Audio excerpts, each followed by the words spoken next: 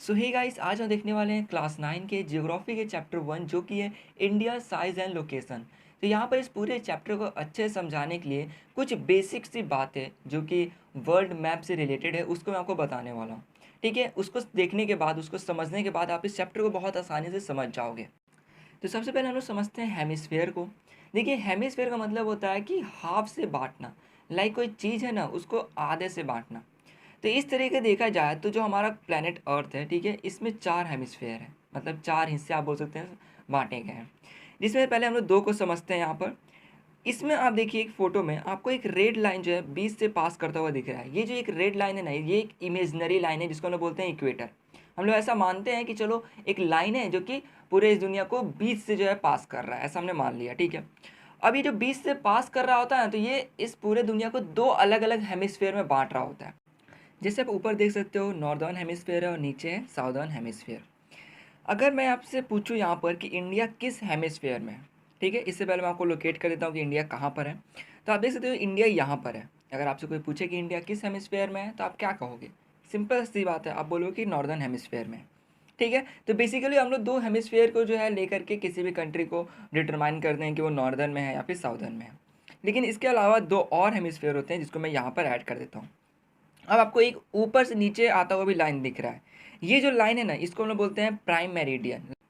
और ये जो लाइन है ये वर्ल्ड को जो है 2 और अलग अलग हेमिस्फेयर में बांटता है, जिसको हम लोग बोलते हैं ईस्टर्न हेमिस्फेयर और दूसरे को वेस्टर्न हेमिस्फेयर। अब यहाँ पर आप देख सकते हैं कि कौन सा हेमिस्फेयर कितना दूर तक फैला हुआ है। और एक चीज़ और आप देख सकते हैं कि जैसे मान लो एक नॉर्दर्न हेमिस्फेयर है, उसके कुछ पार्ट में ईस्टर्न हेमिस्फेयर का भी आ रहा है और कुछ पार्ट में उसका वेस्टर्न हेमिस्फेयर का भी आ रहा है। ठीक है, तो इस तरीके से आप समझ सकते हैं कौन कैसे फैला हुआ है। मैंने जो है उन्हीं के कलर से जो है आपको इस तरीके से लाइन मार करके बता दिया है ना। समझते हैं कि अब जो है इंडिया को देखा जाएगा तो किस हेमिस्फेयर में आएगा। तो यहाँ पर आप देख सकते हैं कि जो इंडिया है ये नॉर्दर्न हेमिस्फेयर में भी है और ईस्टर्न हेमिस्फेयर में भी है। तो इसलिए हम लोग यहाँ पर इसको क्या कहेंगे, तो इंडिया कहाँ लाई कर रहा है, तो ये लाई कर रहा है नॉर्थ ईस्टर्न हेमिस्फेयर। नाउ एक चीज़ ध्यान दीजिए आप, बेसिकली जो है 2 ही हेमिस्फेयर लेकर चला जाता है जो कि है नॉर्दर्न हेमिस्फेयर और साउदर्न हेमिस्फेयर। और इसके अकॉर्डिंगली आप देख सकते हैं कि इंडिया कहाँ है, नॉर्दर्न हेमिस्फेयर में है। ठीक है, तो अगर एग्जाम्स में या फिर कोई आपसे पूछता है कि इंडिया किस हेमिस्फेयर में लाई करता है तो आप सिंपल सा आंसर दोगे नॉर्दर्न हेमिस्फेयर। ठीक है, यहाँ पर ईस्टर्न और वेस्टर्न हेमिस्फेयर के बारे में आपको नहीं सोचना है। बट अगर मान लेते हैं फ्यूचर में कोई व्यक्ति आपसे पूछ दिया कि ईस्टर्न हेमिस्फेयर और वेस्टर्न हेमिस्फेयर को लेकर के आंसर बताओ, उसको भी ऐड करके, तब आपका आंसर होना चाहिए नॉर्थ ईस्टर्न हेमिस्फेयर। ना एक चीज़ मैं फिर से कहना चाहूँगा कि अगर आपका एग्ज़ाम में ये क्वेश्चन आता है तो क्वेश्चन इस टाइप से पूछेगा कि इंडिया जो है ये किस हेमिस्फेयर में है। वहाँ पर ईस्टर्न हो गया और या फिर वेस्टर्न हेमिस्फेयर हो गया, इसके बारे में कुछ नहीं लिखा गया होगा। इसलिए डायरेक्ट आपको क्या आंसर देना है, तो जो इंडिया है ये नॉर्दर्न हेमिस्फेयर में है। ठीक है, याद कर लो, इसको नॉर्दर्न हेमिस्फेयर ही लिखना है। तो यहाँ पर मैंने आपको हेमिस्फेयर के बारे में बता दिया और हाँ, ये जो है आगे आपको बाकी चीज़ों को समझने में जो है मदद करने वाली है। इसके साथ एक चीज़ और हम लोग समझते हैं। तो यहाँ पर इस फोटो में आप देख सकते हैं कि इंडिया है जो कि किस हेमिस्फेयर में है, तो नॉर्दर्न हेमिस्फेयर। इसको आप एकदम पक्का याद ही कर लो। नाउ अगर मैं यहाँ पर बात कर रहा हूँ हेमिस्फेयर की, तो इंडिया नॉर्दर्न हेमिस्फेयर है। तो इसको चलो हमने समझ लिया। अब डायरेक्शन की कुछ बात की जाए तो इसका एग्जाम्पल मैं देना चाहूँगा। आप एक जगह पर खड़े हो, ठीक है, और आप देखते हो कि चलो सामने से जो है सूरज जो है ये उग रहा है।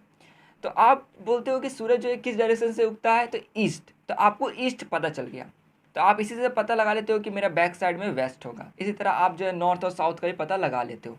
तो अगर यही चीज़ मैं इंडिया पे अप्लाई कर दूँ तो आप देख सकते हो इंडिया का जो सबसे आगे का पार्ट है ये किस डायरेक्शन की तरफ है, तो नॉर्थ डायरेक्शन की तरफ। तो इसका सबसे पीछे वाला पार्ट किस डायरेक्शन की तरफ होगा, साउथ डायरेक्शन की तरफ। इसी तरह आप जो ईस्ट और वेस्ट भी निकाल सकते हो। सिंपल में कहना चाहूँ ना मैं, तो लाइक आप लोग सुनते हुए कि इंडिया में वेस्ट पार्ट में, ठीक है, इंडिया के जो भी ईस्ट पार्ट हो गया, साउथ पार्ट हो गया, वहाँ पर ऐसा होता है वैसा होता है, मतलब इस तरह से आप सुनते होगे। या फिर अगर मैं एक स्टेट की बात करूँ, तो अगर आप किसी स्टेट में हैं तो आप बोलते हैं कि ईस्ट की तरफ आपको रेलवे स्टेशन मिलेगा या फिर वेस्ट की तरफ आपको कुछ और लाइक बाजार मिलेगा। तो ये क्या नहीं, ये डायरेक्शंस की बात है। डायरेक्शन क्लासीफाई किया जा सकता है छोटे लेवल पे, बड़े लेवल, कोई कितने भी लेवल पे। लाइक हमने इंडिया को ले लिया तो ईस्ट पार्ट कुछ है, वेस्ट कुछ है, ये सब हमें पता चल गया। इसी तरह ये डायरेक्शंस की बात हुई, ठीक है। तो यहाँ पर अगर हेमिस्फेयर की बात की जाए तो इंडिया तो नॉर्दर्न हेमिस्फेयर है, लेकिन डायरेक्शन की बात की जाए तो इंडिया का कुछ पार्ट जो है वो ईस्ट की तरफ है तो हम लोग उसको बोलते हैं कि ईस्टर्न पार्ट, कुछ वेस्ट की तरफ है तो उसको वेस्टर्न पार्ट, ठीक है, नॉर्थ की तरफ तो नॉर्दर्न पार्ट। तो इस तरीके से ये डायरेक्शंस की बात हो। तो यहाँ पे मैंने जितने भी चीज़ें आपको बताई है सारी बेसिक्स हैं, और मैंने आपको ये इसलिए बताया क्योंकि इसको जानने के बाद जो आप इस चैप्टर को अच्छे से समझ पाओगे। वैसे देखा जाए तो जो भी चीज़ें मैंने बताई है वो और कॉम्प्लेक्स हो सकती है, बट उतना कॉम्प्लेक्स हमें नहीं पढ़ना है, हमें इतना ही बेसिक्स पढ़ना था जिससे कि हम चैप्टर को अच्छे से समझ पाएँ। ठीक है, तो अब हम लोग स्टार्ट करते हैं इस पूरे चैप्टर को। स्टार्ट करने से पहले ये मैं बोलना चाहूँ कि यार वीडियो बनाने में बहुत मेहनत लगता है, सो वीडियो अगर अच्छी लगे तो प्लीज़ लाइक कर दिया करो, शेयर कर दिया करो, और चैनल को सब्सक्राइब करना मत भूला करो। ठीक है, तो हाँ अब चलते हैं इस चैप्टर को स्टार्ट करते हैं पूरा। तो यहाँ बताया जा रहा है कि वर्ल्ड की जितनी भी एंशिएंट सिविलाइजेशन थी उनमें से एक जो है इंडिया भी है, मतलब कि इंडिया के भी पहले के लोग जो थे वो बहुत ज़्यादा जो है डेवलप्ड थे, मीन्स बाकियों के मुकाबले। इसके साथ ही भारत में सामाजिक और आर्थिक रूप से भी जो है कुछ प्रोग्रेस देखने को मिला है। इसके साथ जो हो गया एग्रीकल्चर फील्ड हो गया, इंडस्ट्री हो गया, फिर आपका टेक्नोलॉजी हो गया, इन सब के अंदर भी जो है प्रोग्रेस देखने को मिल रहा है। साथ ही में जो इकोनॉमिक डेवलपमेंट है, मतलब कि आर्थिक रूप से भी कुछ विकास हुई है मतलब भारत में। तो ये हमें भारत के बारे में थोड़ा बताया गया है कि पहले कैसा था, अभी कैसा उसमें जो है प्रोग्रेस देखने को मिल रहा है। तो यहाँ पे अब हमें भारत की लोकेशन बताई जा रही है। इसमें कहा जा रहा है कि भारत जो है बहुत ही विशाल देश है जो कि नॉर्दर्न हेमिस्फेयर में है। इसको मैं आपको कब से याद कराता आ रहा हूँ। इसके साथ जो इसका मेन लैंड है, मीन्स जो मेन पोर्शन है, ठीक है, वो कहाँ से कहाँ तक है, तो latitude 8 degree 4 minute north and 37 degree 6 minute north, and longitude कितना है तो 68 degree 7 minute east and 97 degree 25 minute east.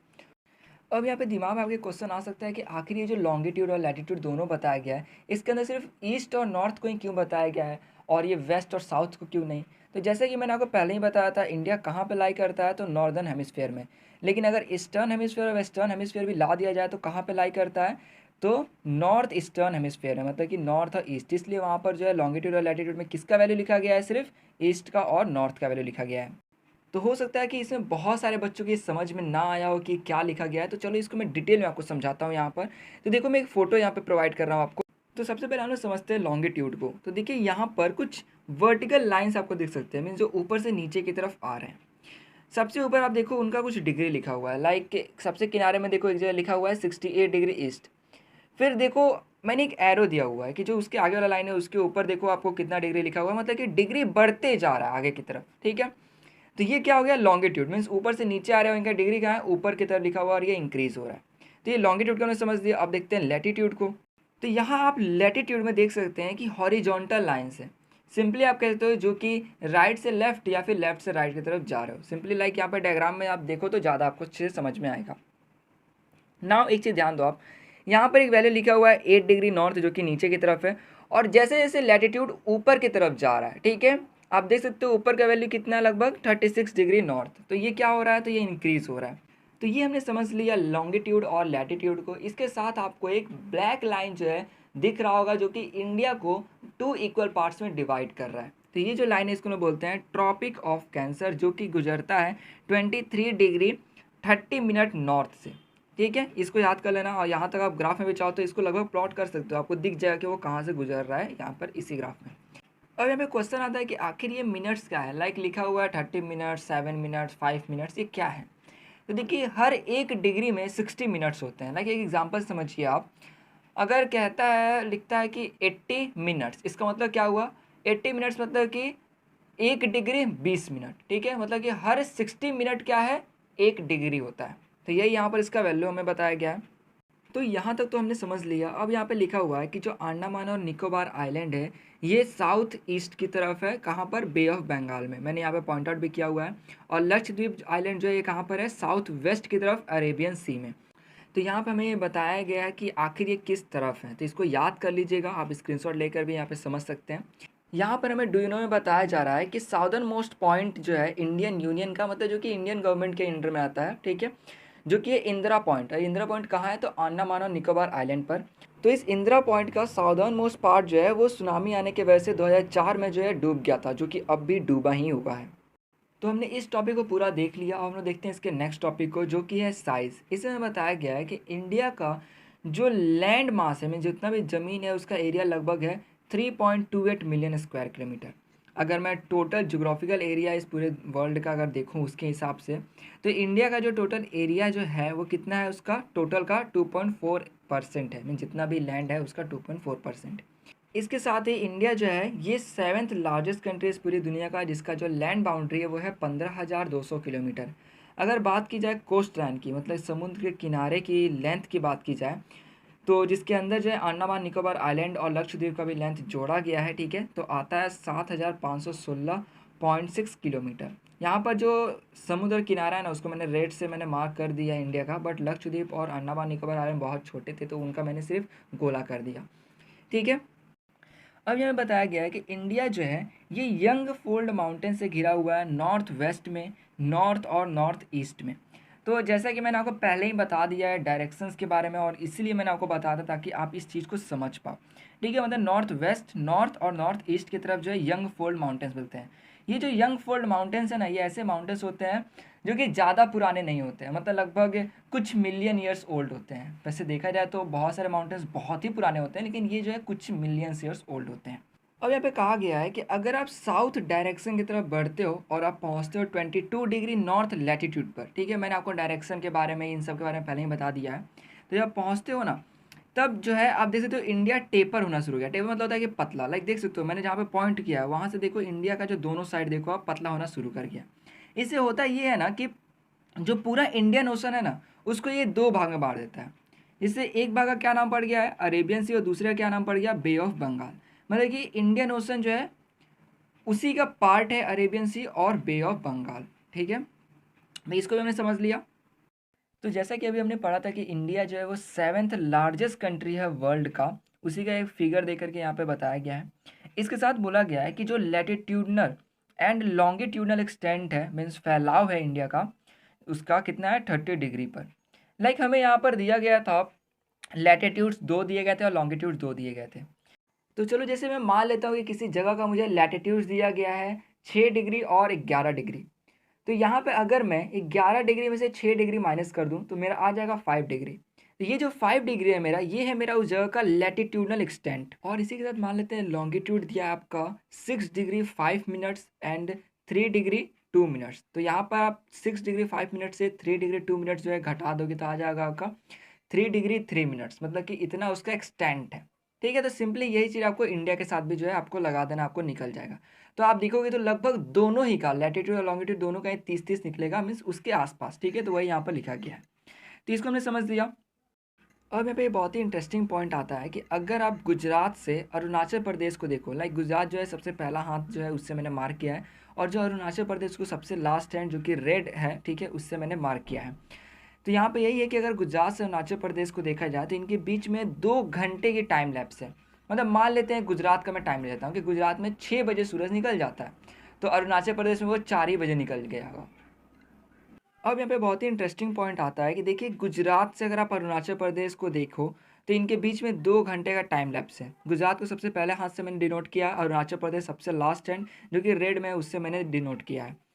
तो इनके बीच में 2 घंटे का टाइम लैप्स है। अब यहाँ पर प्रॉब्लम क्या है कि भाई टाइम किसके अनुसार से रखा जाए, जिसके भी अनुसार से रखेंगे 2 घंटे का आगे पीछे हो जाएगा। तो इसलिए क्या किया गया कि इनके बीच में जो जगह है उसके हिसाब से रखा गया है, जो कि मैंने यहाँ पॉइंट आउट किया है। और ये बीच में कौन सा जगह था, तो इनके बीच में जगह था उत्तर प्रदेश, और वहाँ का कौन सा जगह, तो मिर्ज़ापुर। तो यहाँ पर जो standard meridian of India, standard meridian का मतलब होता है कि जिससे किसी कंट्री के टाइम को डिनोट किया जाता है। तो इंडिया का जो स्टैंडर्ड मेरिडियन है ये कहाँ का लिया गया है, तो उत्तर प्रदेश का एक जगह मिर्ज़ापुर से, ठीक है। नाउ एक चीज़ ध्यान दीजिए, जरूरी नहीं है कि हर जगह इंडिया से ही लिया गया है। अब जो अलग अलग देश होते हैं वो अपने हिसाब से जो है टाइम को डिनोट करते हैं। लाइक यहाँ पर अगर बज रहे हैं 5 या 6 बज रहे हैं तो जरूरी नहीं कि रसिया में भी 5 ही 6 बज रहे होंगे, ठीक है। तो ये अपने कंट्री जो है अपने हिसाब से जो है वो रखते हैं टाइम। इसके साथ ये याद रखिएगा कि इसका जो डिग्री है वो कितना है 82 डिग्री 30 मिनट ईस्ट, ठीक है। यहाँ पर बेसिक से मैं बता दूँ आखिर टाइम लैग होने का वजह। देखिए टाइम लैग होता है लॉन्गिट्यूड के वजह से। तो ऐसा क्या होता है कि टाइम लैग होने लग जाता है, तो देखिए अर्थ के रोटेशन के वजह से जो है कुछ इफेक्ट पड़ता है। तो यहाँ पर बेसिकली कहा जाए तो लॉन्गिट्यूड की वजह से हो रहा है, और ये भी किससे रिलेटेड है, तो अर्थ के रोटेशन से। तो इतना ही आप अभी समझो, ठीक है, ज़्यादा डीप में आपको नहीं जाना है, मैंने बस क्लियर करने के लिए थोड़ा आपको बता दिया। अब हमें बताया गया है कि जो लैटिट्यूडनल एक्सटेंट है, जिसको आप लैटिट्यूड भी कह सकते हो, ठीक है, उससे जो है ना इन्फ्लुएंस होता है दिन और रात। जैसे कि कहीं पर बहुत लेट से शाम होता है, कहीं पर बहुत जल्दी हो जाता है। तो ये सब क्यों होता है, देखो इसका रीज़न क्या है ना, जो इक्वेटर है, जो जीरो लैटिट्यूड बोलते हैं ना हम लोग, उसको इक्वेटर माना गया, जीरो लैटिट्यूड को इक्वेटर, ठीक है। तो ये जो है ना वहाँ पर एकदम डायरेक्ट सनलाइट आती है, तो वहाँ पर दिन थोड़ा बड़ा होता है। लेकिन जैसे ही आप ऊपर की तरफ जाते हो, जैसे कि यहाँ पर आप मैप देखो, तो यहाँ पर देखिए कि मान लेते हैं मैं सबसे नीचे हूँ और मैं ऊपर नॉर्थ की तरफ जा रहा हूँ, मतलब कि साउथ से कहाँ जा रहा हूँ, नॉर्थ की तरफ मैं ऊपर जा रहा हूँ। तो इससे होगा क्या, दिन छोटा होते जाएगा। ठीक है, और ये सब होने का रीज़न होता है कि देखिए सनलाइट वहाँ पे जल्दी नहीं पहुँच पाता है। ठीक है, कुछ और भी रीजंस होते हैं, साथ में अर्थ का जो एक्सिस है उस पर थोड़ा टिल्ट है, इस वजह से भी। तो यहाँ पर सिंपली आपको क्या समझना है कि लैटिट्यूड जो है ये दिन और रात को प्रभावित करता है, वही लॉन्गिट्यूड किसको करता है, तो टाइम को करता है। ज़्यादा नहीं पूछेगा कि क्यों करता है, ये नहीं पूछेगा, बट मैंने आपको फिर भी थोड़ा बता दिया। अब यहाँ पे टॉपिक आता है इंडिया एंड द कंट्री। इसमें बताया गया है कि जो इंडिया है ये ईस्ट एंड वेस्ट एशिया के बीच में है। लाइक आप फोटो में देख सकते हो, मैंने घेरा किया हुआ है। इसी के साथ ये जो है, जो एशियन कॉन्टिनेंट है ना, इसका साउथवर्ड एक्सटेंशन है। लाइक देखो बीच में तो है, लेकिन देखो साउथवर्ड नीचे की तरफ देखो। ठीक है, अगर मैं ईस्ट वेस्ट नॉर्थ साउथ लगा दूँ कंपास, आप देख सकते हैं, तो ये साउथ की तरफ है। इसके बाद यहाँ बताया गया है कि जो ट्रांस इंडियन ओशन रूट है ना, एक ऐसा रूट है जो कि यूरोप के जो वेस्ट कंट्रीज़ है उनको और जो एशिया की ईस्ट कंट्री है उनको जो है कनेक्ट करता है। मीन सिंपल सा बात है, यहाँ से वहाँ सामान लेकर जाने का ना। इसके बाद बोला गया कि जो डेक्कन पेनिनसुला है, जो देखो डेक्कन का मतलब होता है आपका साउदर्न पार्ट। ठीक है, जो कि साउथ में हो। जैसे इंडिया में साउदर्न पार्ट क्या हो गया, तो निचला उसका हिस्सा। और पेनिनसुला मतलब होता है एक ऐसा प्लेस जो कि पानी से घिरा हो, या फिर कहो कि 3 साइड से घिरा हो। जैसे कि यहाँ पे मैप में आप देखो, इसका हिस्सा राइट साइड लेफ्ट साइड से घिरा हुआ है और नीचे के साइड से घिरा हुआ है। तो यहाँ पर इस सी रूट की वजह से जो है इंडिया इजीली जो है बाकी जैसे देश हो गया दूसरे, उनसे कनेक्ट कर पाता है दूसरे जगहों से। लाइक वेस्ट एशिया हो गया, अफ्रीका, यूरोप हो गया, साउथ ईस्ट एंड हो गया, ईस्ट एशिया हो गया, वहाँ पर कनेक्ट कर पाता है। अब आप एक चीज़ याद करो, मैंने कुछ वक्त पहले ही आपको बताया था कोस्टल लाइन के बारे में इंडिया के। तो यहाँ पर देखो इंडिया का जो कोस्टल लाइन है ये कितना ज़्यादा अंदर तक जो है इंडियन ओशन में है। और इतना अंदर तक जो है, इतना ज़्यादा जो है लंबा जो कोस्टल लाइन किसी और कंट्री का नहीं है। इस वजह से ये जो ओशन है ना, इसका नाम इंडिया के ऊपर पड़ा, जो कि इसका नाम क्या पड़ा, इंडियन ओशन। तो आप समझ रहे होंगे कि इसका रीज़न यही था कि इंडिया की इतना बड़ा कोस्टल लाइन किसी और कंट्री का नहीं था, इसलिए उस ओशन का नाम इंडिया के ऊपर पड़ गया, जो कि है इंडियन ओशन। अब यहाँ पर एक बेसिक सा और इंटरेस्टिंग सा बात क्या बताया गया है कि देखिए जो सी रूट है, चलो वहाँ से तो लोग आते जाते हैं, अभी बहुत सारी ट्रेडिंग भी होती है, लेकिन उससे पुरानी है लैंड रूट। सिंपल सा बात है, पुरानी हो गई, क्योंकि जो लैंड है उससे तो कोई भी कभी भी आ जा सकता था पहले के वक्त में भी। सी रूट कब इस्तेमाल में आया होगा, जब जहाज़ बनी होंगी, जब लोगों को पता चला होगा कि इस रूट से आया जा सकता है, तभी ना। तो सिंपल सा बात यही है कि लैंड रूट जो है सी रूट से ज़्यादा पुराना है। लैंड रूट से लोग बहुत पहले से ही आते जाते थे, उनके आइडियाज़ हो गए, नई नई चीज़ें जो है लोग इधर से उधर लेकर जाना। जैसे नहीं हुआ कि चाय कहीं और जो है डिस्कवर किया गया, वो आया यहाँ पर, तो इसी वजह से हो पाया फैलाव हुआ चीज़ों का। इसी के अंदर जो है रामायण हो गया, पंचतंत्र हो गया, ठीक है, इनके चीज़ों के बारे में फैलाव हुआ, लोग जानना शुरू किए। इसके साथ ही जो इंडिया के मसाले थे वो बहुत प्रसिद्ध थे, वो जो है दूसरे दूसरे देशों में लोग खरीद कर ले जाते थे, वहाँ पर बेचते थे। तो ये हो गया कि कैसे जो है ट्रेडिंग हुआ करती थी, लोग सामान खरीद के यहाँ से वहाँ ले जाना, आइडियाज़ को शेयर करना, ये सब चीज़ हुआ करता था। अब यहाँ पे आता है टॉपिक इंडियाज़ नेबर। थोड़ा इंपॉर्टेंट टॉपिक है, थोड़ा ध्यान दीजिएगा। इसमें हमें सबसे पहले बताया गया है कि जो इंडिया है ये साउथ एशिया में बहुत ही इंपॉर्टेंट रोल जो है अदा करता है। मीन्स इसका इंपॉर्टेंट रोल है। इंडिया में लगभग 28 स्टेट्स एंड 9 यूनियन टेरिटरीज़ है। अब कुछ कंट्री जो कि इंडिया से लैंड बाउंड्री शेयर करते हैं, लैंड में कौन कौन आ गए, पाकिस्तान, अफगानिस्तान जो कि है नॉर्थ वेस्ट साइड में, चाइना, नेपाल और भूटान जो कि है नॉर्थ साइड में, और म्यांमार और बांग्लादेश जो कि है ईस्ट साइड में। ठीक है, तो ये कौन है, लैंड बाउंड्री शेयर करने वाले कंट्रीज़। यहाँ पर आप डायरेक्शंस में कंफ्यूज ना, इसे मैंने मैप में भी आपको शो करके दे दिया है, नॉर्थ ईस्ट वेस्ट साउथ। ठीक है, यहाँ पर देखो जैसे आप पाकिस्तान और अफगानिस्तान को देख लो, तो ये नॉर्थ और वेस्ट के भी मिडिल में, मतलब उनके बीच में आना, तो ये क्या हो गया, नॉर्थ वेस्ट हो गया। इस तरह और भी आप कंट्रीज़ को देख सकते हो। ठीक है, ना देखते हैं हम लोग कुछ सी कंसिस्टिंग 2 आइलैंड कंट्रीज़, जो कि आपका श्रीलंका, मालदीव, जो कि कहाँ पर है, साउदर्न पार्ट में। इस मैप में मालदीव को कंटेन नहीं किया गया क्योंकि वो थोड़ा सा और नीचे साइड में, मीन श्रीलंका के साइड में है, लेकिन थोड़ा और नीचे। अब यहाँ पे मैंने फ़ोटो जूम करके जो है क्रॉप करके बड़ा कर दिया है। तो यहाँ पे आप देख सकते हैं कि इंडिया और श्रीलंका के बीच में जो है पतला सा रास्ता टाइप में है, जो कि बना है आपका पाक स्ट्रेट और गल्फ ऑफ मन्नार के द्वारा। ठीक है, तो अब यहाँ पे आपके दिमाग में हो सकता है कोई क्वेश्चन आ रहा हो। ठीक है, जैसे कि आखिर ये पाक स्ट्रेट और गल्फ ऑफ मन्नार क्या होता है। तो पहले स्ट्रेट का मीनिंग आप समझो। स्ट्रेट का मीनिंग होता है कि 2 लार्ज वाटर बॉडीज़ को कनेक्ट करना। जैसे कि यहाँ पे पाक स्टेट किसको किसको कनेक्ट करता है, तो बे ऑफ बंगाल और पाक बे को करता है कनेक्ट। ठीक है, 2 लार्ज वाटर बॉडीज़ है वो, जैसे समुद्र आप कह सकते हो। दूसरा क्या आपका गल्फ ऑफ मन्नार। तो यहाँ पे गल्फ का मतलब होता है आपका कि जो लैंड और सी मीन समुद्र को कनेक्ट कर रहा हो। तो जो गल्फ ऑफ मन्नार है ये भी आपका इंडिया हो गया, और श्रीलंका का जो वेस्ट कोस्ट है ना उसको कनेक्ट करता है। मतलब कि एक तरफ से लैंड को कनेक्ट कर रहा है और दूसरी तरफ से सी को। तो हमने इसको समझ लिया। ना यहाँ पर आता है मालदीव आइलैंड जो है ये सिचुएटेड है लक्षद्वीप आइलैंड के साउथ में। जैसे कि हमने जस्ट हुए पढ़ा था कि इंडिया के भी साउथ में सिचुएटेड है ये। तो इसको हमने देख लिया। अब हम लोग देखते हैं नेक्स्ट पॉइंट को। अब यहाँ पे कहा जा रहा है कि जो इंडिया है इसका अपने पड़ोसी देश से बहुत अच्छा ज्योग्राफिकल लिंक है। मीन्स जैसे आने जाने की सुविधा आप कह सकते हो। दूसरा ये कि हिस्टोरिकल लिंक्स भी बहुत अच्छे हैं। जैसे कि पहले जो है पुराने के वक्त में जो है दूसरे देश से यहाँ पर लोग आया करते थे। इस तरीके से पहले से भी हिस्टोरिकल लिंक भी बहुत अच्छा खासा है यहाँ पर। जैसा कि मैंने आपको पहले ही बताया था कि पुराने वक्त से भी जो लोग हैं लैंड रूट हो गया इन सब के थ्रू जो है यहाँ पर आया करते थे। अब यहाँ पर आता है एक डू यू नो जिसमें बताया गया है कि 1947 से पहले यहाँ पर दो तरीके के स्टेट्स हुआ करते थे इंडिया में। पहला क्या था प्रोविंसेस और दूसरा क्या था प्रिंसली स्टेट्स। प्रोविंसेस मतलब हो गया जो कि ब्रिटिश के द्वारा ब्रिटिश ऑफिसर्स के द्वारा रूल किए जाते हो। जैसे कि इसमें क्या था वाइसरॉय रहते थे जो कि बहुत बड़े एक हेड कह सकते हो जो कि अपने से नीचे दूसरे ब्रिटिश को जो है काम दिया करते लाइक तुम ये काम करो तुम उसका काम करो ठीक है। दूसरा यहाँ पे आता है प्रिंसली स्टेट जो कि वहाँ के रूलर्स जो हो गए ठीक है राजा महाराजा जो भी हो गए उनके द्वारा जो है रूल किया जाता था। लेकिन उनके पास ये पूरा पावर नहीं था रूल करने का। मतलब कि वो जो है ब्रिटिश के अंडर मतलब ब्रिटिश सुपरविजन में जो वो काम किया करते थे। जैसे कि यहाँ पे लिखा हुआ है हु एक्नॉलेज सर्वजनिटी मतलब कि full power in return for local autonomy. मतलब कि यहाँ पर जो है उनसे मिलकर काम किया करते थे और उनको ब्रिटिश को अपना फुल पावर जो है वो मानते थे। मतलब नहीं होता है कि एक सुरक्षा की तरफ बना देना। तो इस तरीके से वो लोग जो है खुद पूरा डिसीजन नहीं लेते। यहाँ पर जो है वो ब्रिटिश के द्वारा जो है सुपरवाइज किए जाते थे। तो ये हमने इसके बारे में देख लिया। तो आशा करूँ आपको वीडियो अच्छी लगी हो। वीडियो में हमने पूरा जो है इंडिया के बारे में देखा, लॉन्गिट्यूड लैटिट्यूड के बारे में देखा, इवन जो है मैंने मैप पर भी बहुत सारे वर्क्स आपको दिखाए। इसी साथ इंडिया के जो पड़ोसी देश है उनके बारे में देखा, कैसे देखा कि जो ट्रेड हो सकता है इन सब चीज़ों के बारे में पूरा देखा है, वो भी डीपली देखा है। आशा करूँ आपको वीडियो अच्छी लगी हो। यहाँ पर अगर वीडियो अच्छी लगी तो प्लीज़ लाइक कर दो, दोस्तों शेयर कर दो और चैनल को सब्सक्राइब करना बिल्कुल भी मत भूलना। इस पूरा चीज़ को एक्सप्लेन करते करते मैं तो पूरा थक गया हूँ। आप लोग भी थक गए होगे तो जाके चाय पीजिए, कॉफ़ी पीजिए, कुछ भी करिए बट हाँ चैनल को सब्सक्राइब करके जाइएगा। तो इस वीडियो में सिर्फ इतना ही। पूरा चैप्टर होता है इसमें फिनिश। वीडियो अच्छी लगी तो प्लीज़ लाइक कर ही देना। मिलते हैं आप लोग नेक्स्ट चैप्टर में।